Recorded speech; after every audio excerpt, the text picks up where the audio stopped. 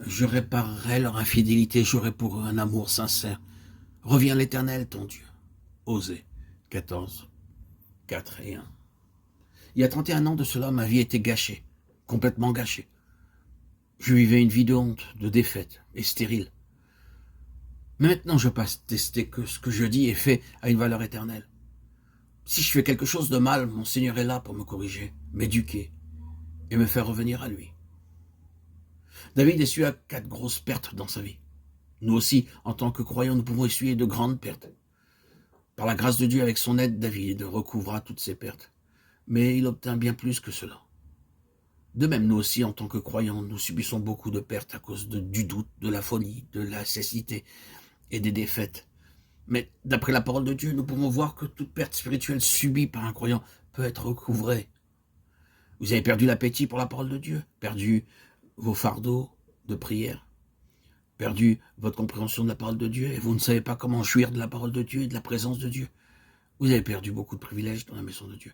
S'il vous plaît, confessez ouvertement à Dieu toutes vos pertes et priez. Priez, Seigneur, voudrais-tu m'aider à recouvrer toutes mes pertes?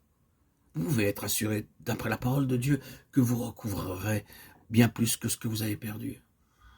Il vous accordera beaucoup plus que ce que vous avez perdu. Mais vous devez être honnête, droit, sincère, et lui dire toutes vos pertes. D'après la parole de Dieu, nous pouvons voir comment David recouvra ces 4 pertes. Et puis comment, nous aussi, nous pouvons recouvrer tout ce que nous avons perdu spirituellement. Nous lisons dans Joël 2, 21, « Sois dans l'allégresse et réjouis-toi, car l'Éternel fait de grandes choses. » L'Écriture nous dit que tout ce qui est spirituellement perdu peut être recouvré.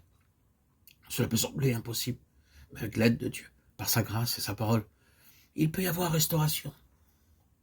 Cette leçon simple nous est enseignée dans l'histoire des jeunes prophètes, dont il est question dans 2 Rois 6, 1 à 7. Ces jeunes hommes étudiaient avec Élisée, et ils trouvaient que le lieu était trop petit pour eux. Ils voulaient une maison plus grande en bois, ils devaient aller jusqu'au Jourdain pour couper du bois. Ils y allèrent donc ensemble, et bien qu'ils fussent des jeunes hommes et des fils des prophètes, ils avaient cependant de la sagesse, et emmenèrent Élisée avec eux. Les jeunes gens d'aujourd'hui s'imaginent en savoir plus que leurs aînés. Aussi se demandent-ils pourquoi ils devraient aller vers les personnes plus âgées pour leur confier leurs problèmes personnels. Ces jeunes hommes, cependant, étaient sages, et ils le démontrèrent en demandant à Élisée d'aller avec eux. Pendant qu'il coupait du bois, un jeune homme perdit son fer de hache qui tomba dans l'eau. Cette hache ne lui appartenait pas et il devait la rendre. Comme un jeune homme sage, il alla vers Élisée, un vieil homme, plutôt que vers les jeunes hommes. Il dit, « Hélas, mon maître, à cause de ma négligence, j'ai perdu le fer de hache. Je dois la rendre, car elle était empruntée. Dis-moi, maître, ce que je dois faire. » Élisée répondit, « Indique-moi le lieu de sa chute. » Alors le jeune homme le lui indiqua. Élisa coupa une branche d'arbre et le jeta dans l'eau. Immédiatement, le fer de hache surnagea. C'est une histoire simple, mais pleine d'une signification profonde, nous enseignant comment toute perte spirituelle peut être recouvrée. Assurez-vous que, où que vous alliez, et quel qu'en soit le moment, le Seigneur Jésus-Christ, le véritable Élisée, est avec vous. Lorsque vous perdez quelque chose, n'ayez pas honte de le confesser. Confessez vos fautes à l'instant. Ne cachez pas votre folie et votre confusion. N'allez pas vers les autres pour être aidé. Allez directement vers le Seigneur Jésus-Christ. Allez à ses pieds, humiliez-vous et confessez-lui vos pertes et vos faillites. Que votre prière soit, hélas, mon maître, que ferai-je? Laissez Christ vous emmener à l'endroit de la perte désirée et préparez-vous à voir Dieu vous aider. Ce bâton coupé par Élisée parle de la croix du Seigneur Jésus-Christ. Il a été pendu au bois et il est mort pour nous à cause de nos péchés. Et par la même croix, notre perte peut être recouvrée. Par la foi, nous appliquons la croix dans nos vies et par elle, nous verrons toute perte recouvrée.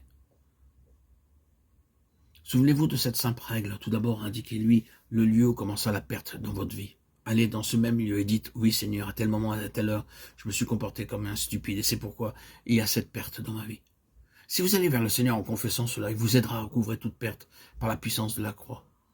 La croix est la puissance de Dieu, mais la foi est nécessaire, une foi simple et vivante. Notre Seigneur est avec nous. Il dit, « Voici, je suis toujours avec vous. » N'hésitez pas à aller vers lui. Confessez-lui vos pertes. Croyez aussi qu'il est mort sur la croix en votre faveur pour vous aider à recouvrer ces pertes.